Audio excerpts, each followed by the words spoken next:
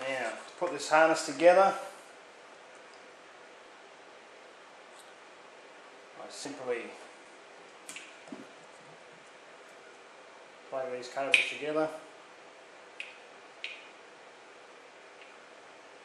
They can only plug in one way.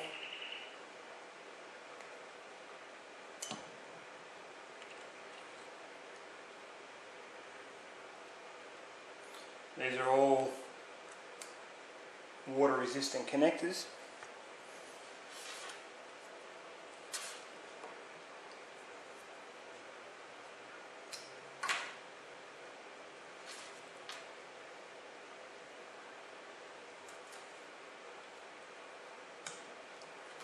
Like so.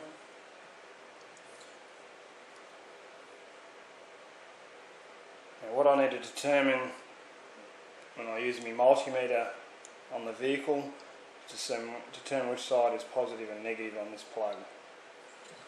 That lead goes out to the rear of the driving light and that'll plug into the relay. So once I determine which is positive and negative, they'll be able to put these leads into this connector and connect that up.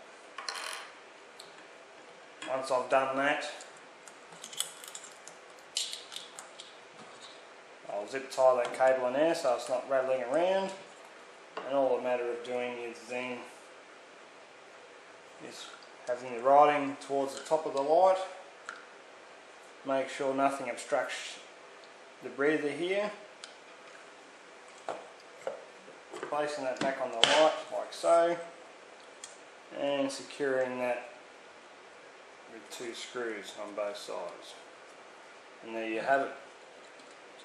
Okay.